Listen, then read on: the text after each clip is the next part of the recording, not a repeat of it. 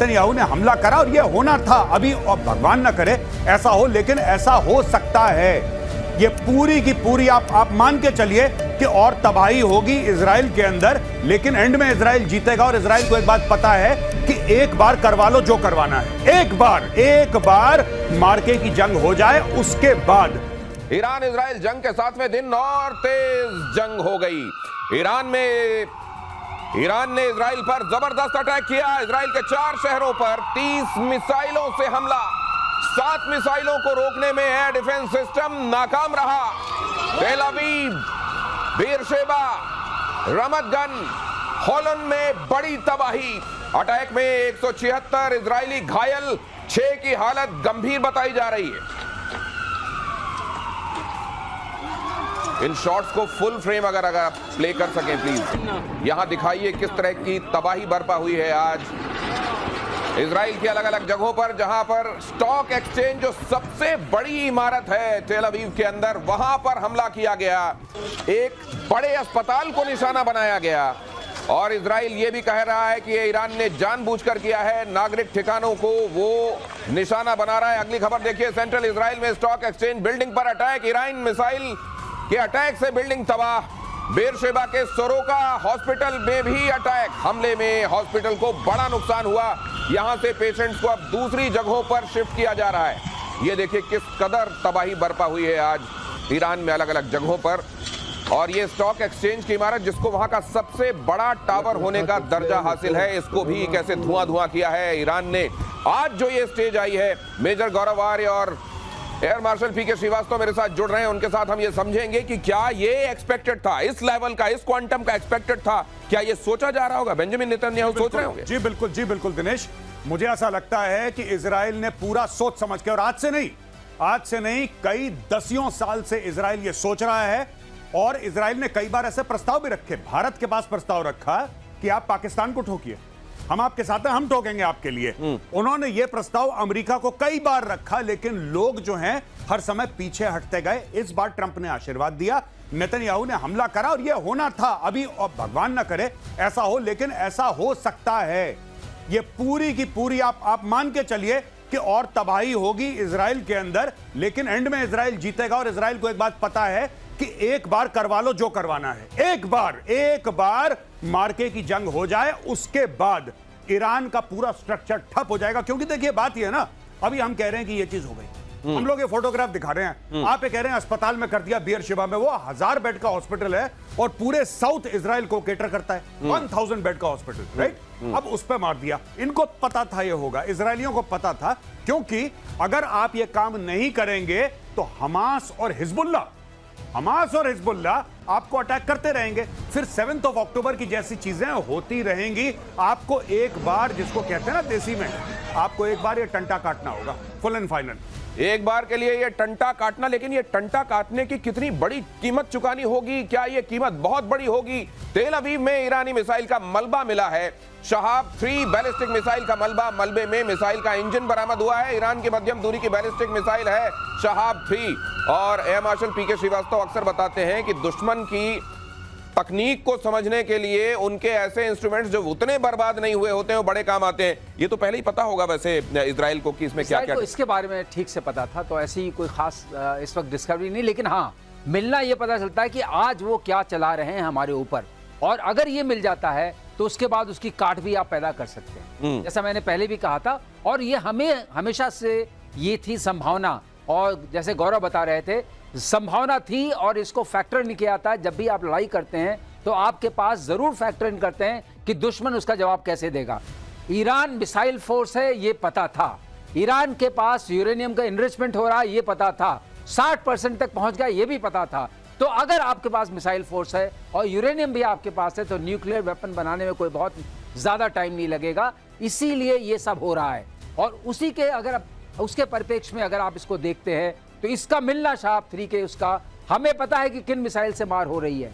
अब जो hypersonic missiles आती हैं और ड्रोन्स भी साथ में आते हैं, तो जो आपने कहा लीक थ्रू, तो लीक थ्रू होता ही होता है, और इंफ्रास्ट्रक्चर के ऊपर अटैक हो रहा है। अगर आप देखिए हॉस्पिटल, स्टॉक एक्सचेंज और इन चीजों पर अटैक होना, इसका मतलब जानबूझ के सिविलियन इंफ्रास्ट्रक्चर अटैक करके साइकोलॉजिकली ईरान को दबाने की कोशिश की जा रही है, इजराइल को दबाने की, साइकोलॉजिकली दबाने की कोशिश की जा रही है। तो यहां कई फ्रंट पर बहुत सारी चीजें हो रही हैं। अगली खबर देखिए, इजराइल का ईरान पर जबरदस्त पलटवार।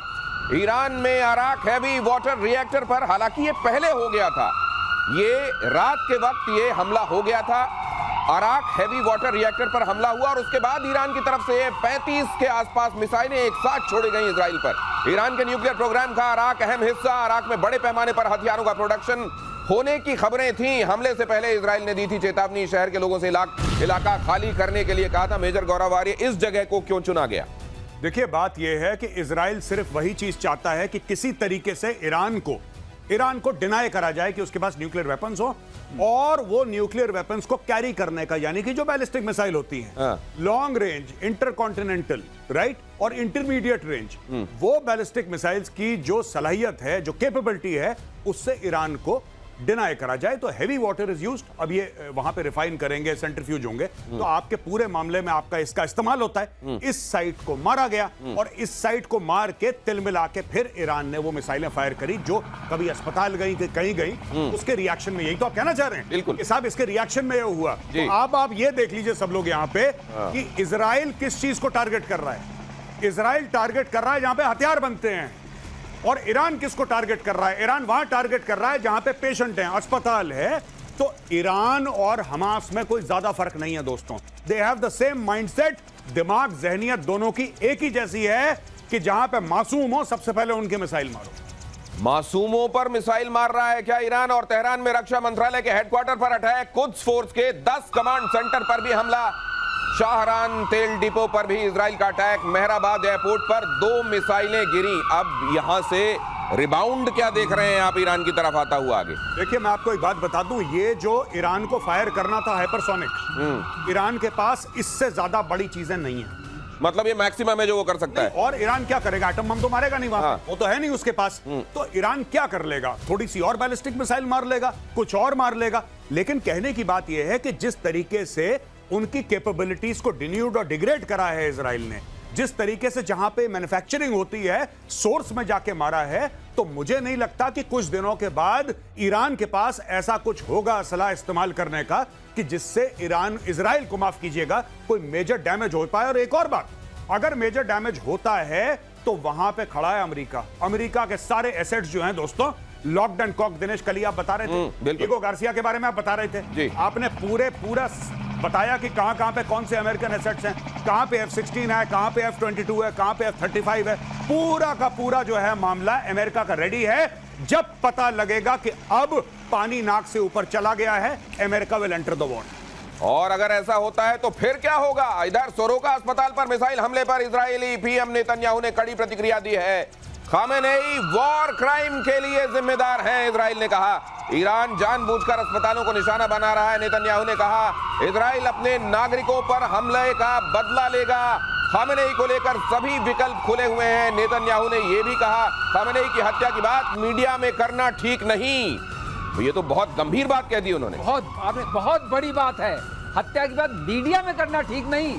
हत्या करना ठीक है नहीं, इसकी बात नहीं हुई। ये बात ध्यान रखिएगा। और जहां तक आप बता रहे थे, उसी कार्यक्रम में आपको एक चीज बताते हैं, हैवी वाटर की जरूरत पड़ती है अगर आपको न्यूक्लियर वेपन बनाना है जी। साइलोज में भी मारेंगे मिसाइल। देखिए, लॉन्चर ठिकाने जहां से लॉन्च कर सकते हैं और जहां से आप न्यूक्लियर वेपन बना सकते हैं, ठीक है। ये जितने भी इंफ्रास्ट्रक्चर हैं, और जब कच्छ की आपने बात की, कच्छ ये बहुत जबरदस्त फोर्स इनकी है जो खामनाई के डायरेक्टली अंडर काम करती है। अच्छा, अगर उसके ठिकानों को बताए, इसका मतलब जब राजा को मारने से पहले आसपास की फौजों को आप गिरा देते हैं ना, तहस नहस कर देते हैं, ये सब वो सारे प्यादे वजीर हैं जो गिराए जा रहे हैं। तो इसमें आपका हंच क्या कहता है? चेकमेट वाली सिचुएशन जैसा हमने देखा था सद्दाम हुसैन के साथ, वैसी कोई सिचुएशन देख रहे हैं या उससे ज्यादा ग्रेव खामेनेई के लिए? खामेनेई की सिचुएशन लगभग, अब बताइए, उनकी सिचुएशन बहुत ही ग्रेव थी। उससे ज्यादा ग्रेव क्या होगी? अगर वो हो गई तो बहुत हो जाएगा। खामनाई उससे पहले ही चल पड़ेंगे। ये अगली खबर देखिए, इजराइल के ऑपरेशन राइजिंग लायन का वीडियो वायरल। बीच हवा में इजराइल के फाइटर की रिफ्यूलिंग ऑपरेशन के दौरान अब तक 600 फाइटर्स की मिड एयर रिफ्यूलिंग हुई है। यही आप कह रहे थे कि ये आकाश में नियंत्रण किसको कहते हैं? ये उसका परिचायक है। ये अब आकाश में अगर रिफ्यूलिंग कर रहे हैं आप, तो इसका मतलब पूरा वर्चस्व है। उसका फायदा क्या होगा? उसका फायदा ये होगा कि हम चुन चुन के मिसाइल के ठिकानों को मारेंगे, चुन चुन के जहां पर बन सकता ये लेकिन बड़ा इंटरेस्टिंग होता है श्रीवास्तव सर, ये देखना मिड एयर रिफ्यूलिंग देखना, ये बड़ा इंटरेस्टिंग होता है। कैसे वो तेल से भरा हुआ टैंकर उड़ता हुआ एक तरीके से जाता है, उसकी नोजल जाती है, नोजल जाती है, और नोजल जाकर के उसमें एयरक्राफ्ट में, यहाँ तो उतना साफ विजुअल, हाँ ये थोड़ा डिस्टॉर्ट हो रहा है इसमें डालने में, लेकिन इतना समझ में आ रहा है कि इस जगह से, ये है वो जगह जहां से उसका निकला रहता है। उसमें ऐसे पकड़ने के लिए एक जाले टाइप का बना होता है। जैसे आपकी नोजल आई, वो जाले में लगी और उसको जाले ने पकड़ लिया। अच्छा, अब दोनों जहाज लगभग एक उससे रफ्तार से चल रहे हैं, वो मेंटेन रहता है, थोड़ी फ्लेक्सिबिलिटी स्पीड की जो वेरिएशन की होती है, और जहाज तेल वाहक जहाज से फाइटर में जहाज तेल चला जाता है। तो ईरान के आसमान में कई बार ये रिफ्यूलिंग हो रही है। मैंने ही कहा, अगर ये मैं कर पा रहा हूं, इसका मतलब मुझे कोई खतरा नहीं है कि कोई मिसाइल मेरे ऊपर आ सकती है, और ये वर्चस्व है, तो आप चुन चुन के सारे लॉन्चर्स को, सारे ठिकानों को खत्म कर सकते हैं। ईरान का सरकारी टीवी चैनल हैक, देर रात इजरायली हैकर्स ने किया इसको हैक। IRIB टीवी समेत कई न्यूज चैनल हैक किए गए। टीवी पर लोगों से विद्रोह की अपील की गई। महसा अमीनी आंदोलन से जुड़े वीडियो प्रसारित किए गए ताकि वहां के लोगों को ये कहा जा सके कि यही समय है, सही समय है। क्या समझ में आ रहा है वहां के लोगों को? देखिए दिनेश जी, मैं आपको एक बात बताता हूं, बहुत सिंपल सी बात है। ये जो राइजिंग लायन है, ये क्या है rising lion? Rising lion actually जब 1979 पे खमेनी के पहले खुमैनी था, उसने 1979 में विद्रोह करा था, रेवोल्यूशन करी थी। उसके पहले जो शाह मोहम्मद रजा पहलावी जो वहां का राजा था, ये उसका झंडा था, और उसके झंडे में एक शेर दिखाया गया था। शेर के हाथ में तलवार थी और पीछे शेर के एक सूरज उग रहा था, उसको कहते थे राइजिंग लायन। तो जब इजराइल ने इस पूरे ऑपरेशन का नाम राइजिंग लायन दिया, उसी दिन इजराइल को क्लियर था कि boss, what we are aiming for is regime change. ये खमेनी को निपटाना है, इस रजीम को हटाना है, इसलिए उसका नाम राइजिंग लायन रखा गया। और नाम राइजिंग लायन रखने के बाद that is why they decided कि अब ये जो आ रहा है टेलीविजन पे हैक करके, ये जो अमीनी है, वो लड़की जिसको मार दिया, इसके लिए आ रहा है। फिर सडनली आप देख रहे हैं कि विदेश में जो उनका क्राउन प्रिंस है, उनका बेटा रजा पहलावी का, वो आ रहा है और उसने कल परसों वीडियो रिलीज करा है फारसी में अपने लोगों को बोलते हुए कि इस इस्लामिस्ट रजीम को निकाल के फेंक दो, ये किसी काम की नहीं है, उठो। तो अब वहां पे विद्रोह के लिए बोला जा रहा है कि सड़क पे आ जाओ। बिल्कुल सही। लेकिन ये इसका असर क्या देख रहे हैं आप? हालांकि वहां इंटरनेट बंद हो गया, बाकी सब चीजें। और एक चीज और मैं कहना चाहता हूं, वहां की जो टीवी न्यूज एंकर हैं, वो तो शुक्र कर रही होंगी कि नहीं हैक कर लो, यहां तक ठीक है, वो मत करना जो बीते दिनों किया था। लेकिन वहां की जनता पर इस सब का असर कितना हो रहा है? देखिए, जनता वहां की जनता बिल्कुल भी खमेनी और उसके जो लोग हैं उनको पसंद नहीं करती, क्योंकि इनके ऊपर बहुत, जिसको कहते हैं कि तशद्दुद, बड़ा टॉर्चर किया गया। लेकिन कहीं ना कहीं वहां पे मैं आर्टिकल्स पढ़ रहा था, वो ये बोल रहे हैं कि साहब, रेजिम चेंज तो हम भी चाहते हैं, लेकिन हम ये नहीं चाहते कि कोई बाहर से आके बमबारी करे जिसमें आम लोग मारे जाएं, और उस बमबारी के तहत फिर वो रेजिम चेंज हो। हम चाहते हैं कि अंदर से हो। और इस बीच पाकिस्तान ने ईरान को बड़ा धोखा दिया। अमेरिका के लिए जासूसी करता पकड़ा गया पाकिस्तान। अमेरिका का जासूसी सिस्टम BACN, जिस विमान में BACN लगा था, वो पाकिस्तान के एयर स्पेस में दिखा। ईरान की तरफ जाता हुआ दिखाई दिया ये जासूसी विमान, और इसके बाद इजराइल ने ईरान के सरकारी टीवी चैनल पर अटैक कर दिया। ये हुआ था भाई साहब, और आपने ये कहा था, मैंने बोला था और कई बार बोला था और प्रतिशोध पे बोला था कि पाकिस्तान का बहुत अहम रोल है। ये जो इसको खाना खिला रहा है ना वहां पे बुला के व्हाइट हाउस में, जो इनकी तारीफें कर रहा है कि देखो पाकिस्तान कितना अजीम मुल्क है, कोई अजीम मुल्क नहीं है। बेसिकली मीर जाफर को पैसे पहुंच गए। जो पाकिस्तान ने करा है, ईरान की पीठ पे खंजर उतारा है। पाकिस्तान इज अ बैकस्टैबर नेशन, ये धोखेबाज मुल्क है, और इन्होंने इस्लामी बिरादरी मुल्क होने का ढोंग रचा, और ढोंग रचने के बाद इन्होंने गद्दारी करी है। तो ये क्या, ये ईरान में जो लोग रह रहे हैं, ये तो कलमा पढ़ते होंगे जी, तो यहां पर भेजते हैं वो कि जाओ पूछो कि अगर कलमा नहीं पढ़ पाते हैं गोली मार दो, और वहां पे उनके साथ गद्दारी कर रहे हैं जो कलमा पढ़ने वाले उधर बैठे हुए हैं, वो कह रहे हैं उनको भी गोली मार दो, उनको भी गोली मार दो। देखिए, जहां से पैसे मिलते हैं पाकिस्तानी स्टेट का, मैं पाकिस्तानी आवाम की नहीं बात कर रहा, पाकिस्तानी स्टेट है, पाकिस्तानी फौज है, इसका कोई दीन ईमान नहीं है। जब मैं कह रहा था तो मुझे पाकिस्तानी मैसेज कर, मेजर साहब ये आप कैसे कह सकते हैं, ये तो बहुत गलत बात है, हम आपसे डिसएग्री करते हैं। मीडिया में आ गया है तुम्हारी फौज ने गद्दारी करी है पाकिस्तानियों, तुम्हारी फौज एक गद्दार फौज है और ये इस्लाम को एक एटीएम मशीन की तरह इस्तेमाल करती है। अमेरिका ने पैसे दिए, उसने बैठ के खाना खिलाया, इन्होंने पीठ में खंजर उतार दिया ईरान का। और ये जो एयरक्राफ्ट की बात आप कर रहे हैं दिनेश, हाँ। इस एयरक्राफ्ट से उसको लाइट अप किया था टीवी स्टूडियो को। कब आप टारगेट जाता है आपका? अच्छा मतलब वहां आपको बताया ये है जैसे हम लेजर बीम डालें कि भाई प्रेजेंटेशन के समय ये वाली जगह पेंट कहते हैं ना, उसको पेंट करा। हाँ, उसको किल चेन बोलते हैं। अच्छा। आप दिखाइए कहाँ है, हम मारेंगे। अच्छा, तो इन्होंने दिखाने का काम किया है, उससे मारा। दिखाने का काम किया ये पाकिस्तानी एयर स्पेस से हुआ है दिखाने का काम। ये पाकिस्तानियों ने बोला है वहां पे मारो, और ये किल चेन ही इस्तेमाल करते हैं। एक दिखाता है, दूसरा देखता है, तीसरा मारता है। भाई साहब हॉकी की पेनल्टी देखी आपने? बिल्कुल। पाकिस्तान ने गोल सेट करा।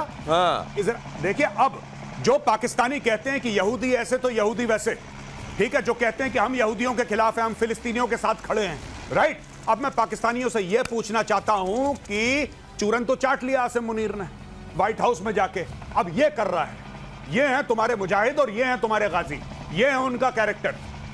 तो जिन फिलिस्तीनियों के लिए ईरान कह रहा था कि वो खड़ा हुआ है, उस ईरान के खिलाफ उसकी जगह बता के टॉर्च मार के यहां हमला करो, ये कराया जा रहा है। अमीनी जो लड़की का आपने बात बताई, वो भी जरूरी है दर्शकों को बताना। अमीनी 16 साल की लड़की थी जिसके ऊपर अत्याचार हुआ, बाद में उसी को मारा गया, उसी के खिलाफ वो दी बिल्कुल, उसमें तो बड़ा बवाल हुआ था। अगली खबर यह है कि इजराइल के खिलाफ ईरान का बड़ा प्लान लीक हुआ। हूती, हमास और हिजबुल्लाह के साथ मिलकर बड़े हमले की तैयारी। इराक में शिया लड़ाके भी लड़ने के लिए तैयार। कहा जा रहा है कि दुनिया भर में जितने स्लीपर सेल्स हैं ईरान के, उनको भी एक्टिवेट किया जा रहा है। भाई साहब आधे स्लीपर सेल को तो स्लीप करवा दिया इजराइल ने, हिजबुल्लाह की कमर तोड़ दी, हमास को मार मार के उसका भरता बना दिया।